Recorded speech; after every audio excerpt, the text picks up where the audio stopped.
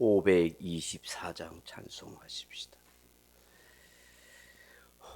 524장 찬송가입니다. 524장.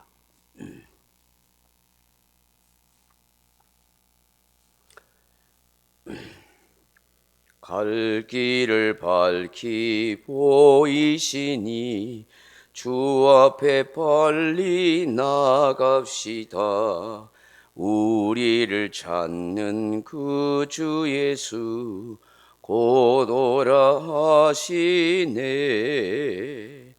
죄악 벗은 우리 영혼은 기뻐 뛰며 주를 보겠네. 하늘에 계신 주 예수를 영원히 섬기리. 우리를 오라 하시는 말 기쁘게 듣고 순종하세. 우주를 믿기 지체 말고 속속히 나가세. 죄악 벗은 우리 영혼은 기뻐 뛰며 주를 보겠네. 하늘에 계신 주 예수를 영원히 섬기리. 주 오늘 여기 계시오니 다 와서 주의 말씀 듣세. 듣기도 하며 생각하니 참 진리시로다. 죄악 벗은 우리 영혼은 기뻐 뛰며 주를 보겠네. 하늘에 계신 주 예수를 영원히 섬기리. 아멘. 하나님 말씀은 로마서 10장 12절의 말씀을 같이 읽겠습니다. 유대인이나 헬라인이나 차별이 없음이라 한 분이신 주께서 모든 사람의 주가 되사 그를 부르는 모든 사람에게 부요하시도다. 아멘. 사랑하는 성도 여러분, 세상에는 차별이 있습니다.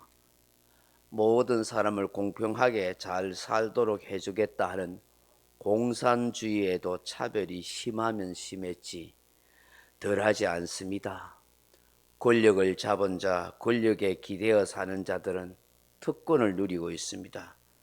북한을 보십시오.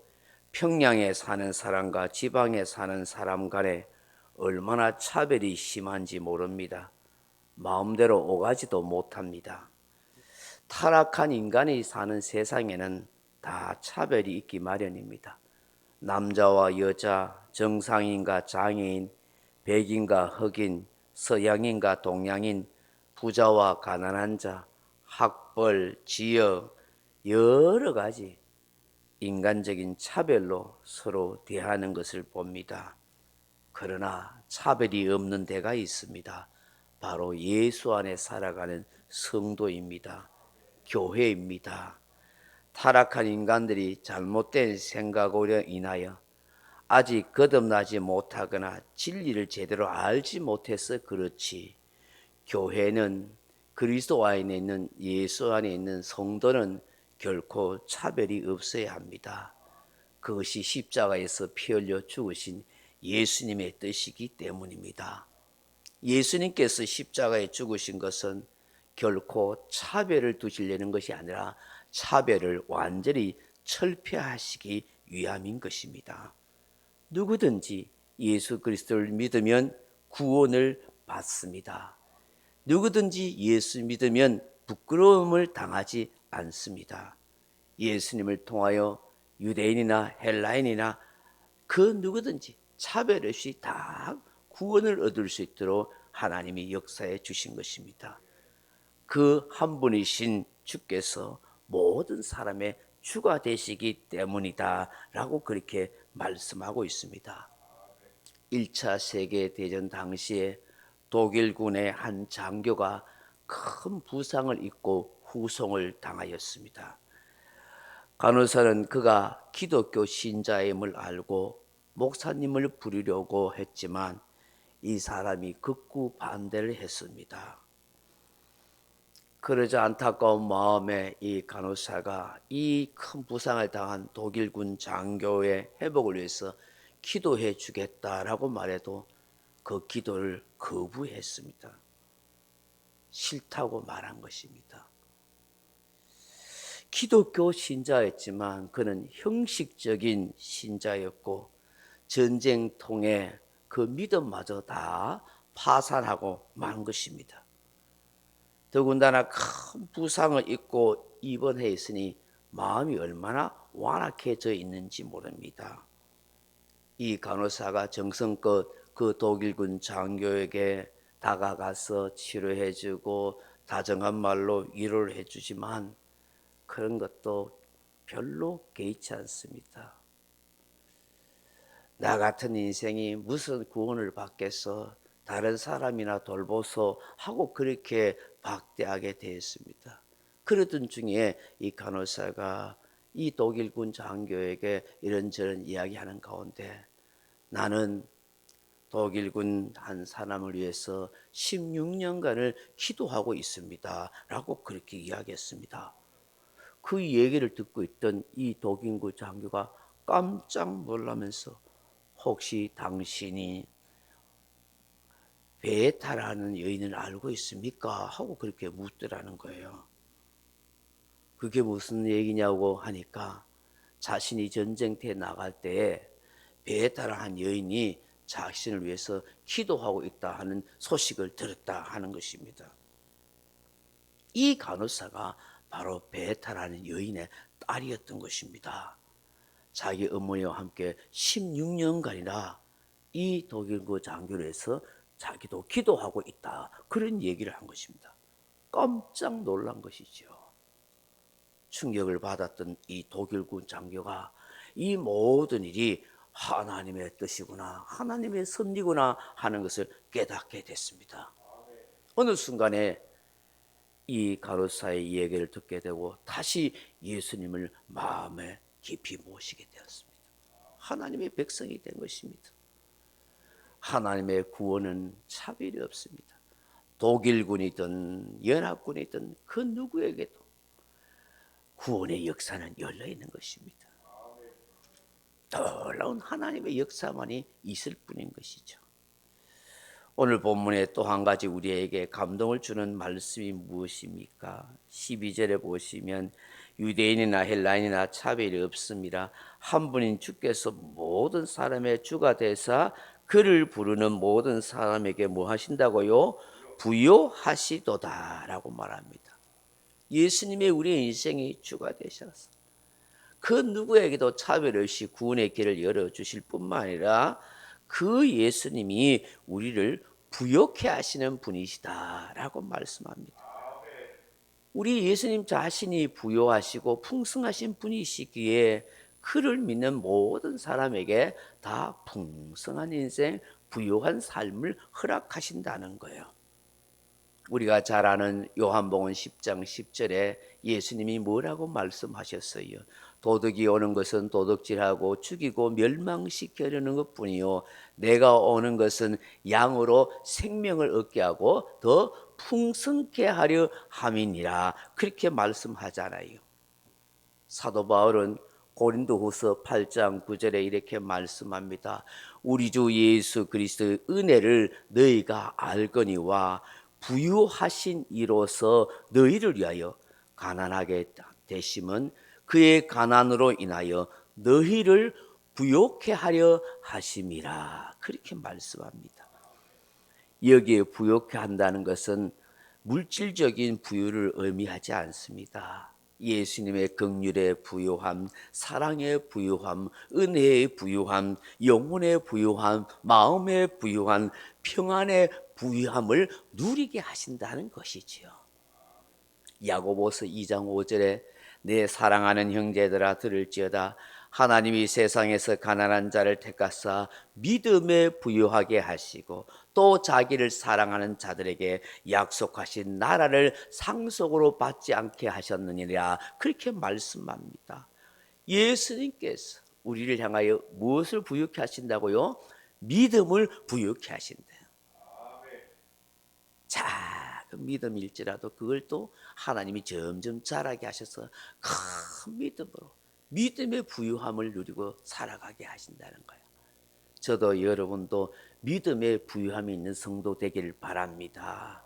믿음의 부유함이 있으면요, 마음이 넉넉하고 편안한 거예요. 생각해 보세요. 사실 우리가 생활 가운데 꼭 맞는 것은 아니지만 그러나 현실적으로 그런 부분이 있잖아요. 매일 쪼달려 보세요. 경제적으로, 물질적으로 생활비가 모자라면은 사람이 웬만한 사람이 아니면은 마음이 불안하잖아요. 당장 공과금 낼 것도 없고 달세 낼 것도 없고 물, 사물 형편이 안 된다 하면은 불안하잖아요. 돈 들어오는 수입이 점점 줄어들거나 하면은 사람이 마음이 그렇게 여유롭지 못해요. 그런데 좀 쌓아놓은 돈, 저축한 돈이 좀 넉넉해요. 그래요. 수입이 좀 많이 들어와요. 그러면 사람이 어떻게 해요? 좀 마음이 좀 든든해요. 사실 그렇잖아요. 우리가 살아보면서 그렇잖아요. 교회도 마찬가지예요. 예, 제가 목회하면서 그래 안 하려고 해도 그래요. 뭐 헌금이 적게 들어와서 뭐 교회 뭐 빚을 갚거나 이자 내거나 뭐 이래 하는데 좀 그렇게 안 돌아가면 신경이 쓰이죠. 네. 뭐 올해 보니까 이렇게 작년보다 올해 1월, 2월 들어가니까 보니까 조금 적자가 되겠더라고요. 왜 이러지 하는 고민도 하게 되죠. 이 사람인지라 그럴 수밖에 없어요. 그 물질적으로 부족하면 마음이 불안해지고 좁아지고 좀 넉넉하면 베풀기도 하고 좀 마음에 여유가 생기는 거예요. 그 사람인지라 그렇죠. 근데 여러분 우리 믿는 사람에게 영적으로 말합니다. 영적으로 믿음이 부유하면요. 믿음이 아주 적거나 없으면은 어떤 일을 만나거나 어떤 상황을 겪게 되면 막 불안해요. 어찌할 바를 몰라요. 짜증이 나고 불평이 나고 원망이 생기고 그래요. 그런데 믿음이 부유해지면요. 굉장히 큰 믿음으로 자라나면요. 웬만하면 어떻게 될까요? 그냥 넘어가는 거예요. 아예 하나님이 다 알아서 책임지시겠지. 하나님이 도와주시겠지. 하나님 역사하시겠지. 지금까지 지내온 것 하나님의 은혜 아니가. 에베네셀을 하나님, 여호와 이레 하나님, 할렐루야 하면서 어떻게 해요? 걱정도 하지 않아요. 염려도 하지 않아요. 두 다리 쫙 뻗고 잠도 잘 자요. 그게 신앙의 위력이죠. 제가 이렇게 말하는 것은 우리가 믿음의 부유함을 구하고 그 믿음의 부유함이 있어야 한다는 것이죠. 세상 사람들과 다른 게 뭐겠어요? 세상 사람들은 앞서서 말한 것처럼 호주머니에 돈이 좀 없으면 두렵고 불안해하고 짜증나고 불평하고 사니 못 사니 헤어지자 말자 왜 당신이 이렇게 돈을 못 벌어 오노 하면서 온갖 성질 내고 막 그렇게 갈등을 하면서 싸워요. 그런데 진짜로 믿음이 부유한 사람이 돼 보세요. 아내든 남편이든 형제든 자녀든 다 믿음이 부유해 보세요. 어떻게 하겠어요? 괜찮다. 뭐 없으면 없는 데 살지. 뭐 김치 먹고 살지. 뭐 된장찌개 하나만 있어도 되나? 이러면서 서로 위로하고 격려하고 힘을 내게 되는 거예요. 뭐 좀 어려워도 좀 경제적으로 힘들어도 또 괜찮다. 네, 교회 좀 더 올해는 뭐 좀 더 선교 더 했습니다. 더 합니다. 예, 지출이 더 많습니다. 어려운 사람 더 돕습니다. 괜찮습니다. 하나님이 채워주시겠지. 지금까지 역사했었던 하나님, 상상할 수 없는 은혜를 베푸신 하나님이 하실 줄로 믿습니다 하고 나아가면 되는 거예요. 주님은 뭐라고 말씀했어요? 내 믿음대로 될지어다 하셨잖아요. 네 말한 대로 될지어다 하셨잖아요. 믿음의 부유함은 바로 거기서 나타나는 것이죠. 할렐루야. 오늘 우리 예수님께서 자기를 사랑하시는 성도에게 약속하신 나라를 상속으로 받게 하지 아니하셨느냐 하는 거예요. 우리 예수님께서 믿음의 부유함을 주실 줄로 믿습니다. 저도 여러분도 영적으로 풍성하고 부유했으면 좋겠습니다. 마음이 부유했으면 좋겠습니다. 남을 긍휼히 여기고 남을 배려해 줄 줄 알고 넉넉한 마음으로 이해하고 사랑하고 섬길 수 있는 그런 마음이 되기를 바랍니다. 생각과 말이 풍성하면 삶이 부유해지는 것입니다. 제가 늘 이야기하지만 결국 신앙생활은요, 생각과 마음이 변화해야 돼요. 마음이 변해요.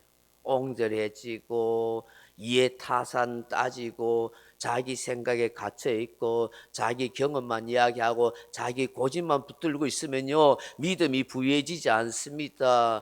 넉넉한 하나님의 풍성함을 누릴 수 없다는 것을 알아야 하는 것입니다.